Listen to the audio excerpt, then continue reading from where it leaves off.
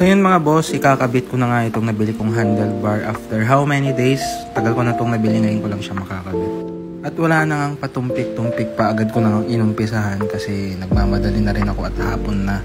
So ito, niluwangan ko muna dito sa may switch para makita ko kung saan ko siya banda bubutasin.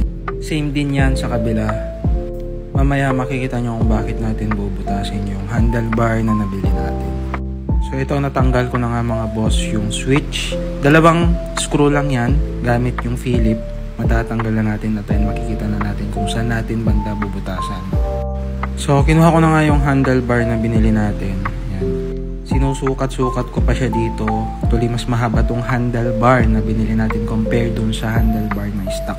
Then natansya ko na kung saan ko bubutasin yung handlebar, kaya ito tatanggalin ko na yung stock na handlebar. Meron siyang 12mm na bolt dito.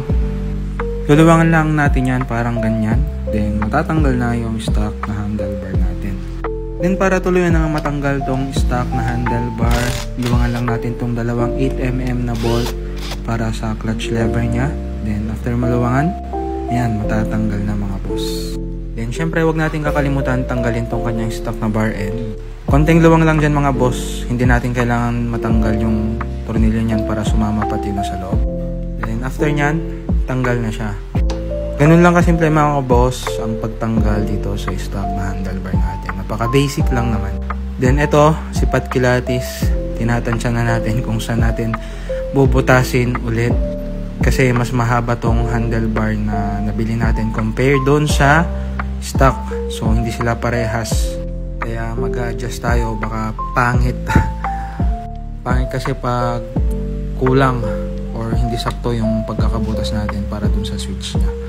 Then ito nilagay ko na sa gato. Then kumuha ko na ito yung ginaganyan dyan para may marka kung saan natin bubutasan. Then yan, babarenahin na natin guys. Nagpalit nga pala ako ng bala ng barena dito kasi mas matalim to. At ayan, kitang-kita nyo naman mga boss, basic.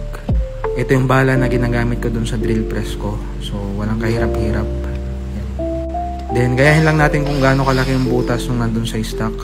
So ito na siya mga boss, ganyan kalaki yung butas na kinalabasan. At ayan, kakabit na natin.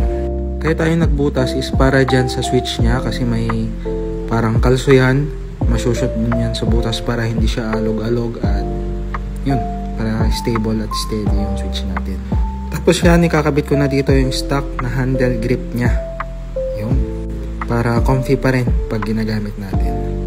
So yun mga boss, dito naman tayo sa kabila. Same procedure, may bubutasin ulit tayo dito. Then susukatin lang natin kung saan natin banda bubutasin.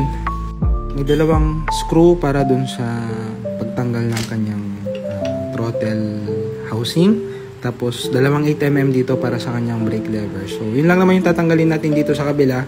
Tapos bubutasin na ulit natin para dun sa tail housing kasi may lock din yon, may kalso siya. Same procedure yan. After natin mabutas, pinakita ko na sa inyo kung gaano kalaki yung butas kanina. Tapos ito, ikakabitan natin siya unti-unti. At ayan, kinabit na rin natin pati yung stock na bar end nya. Then ito na yung kinalabasan.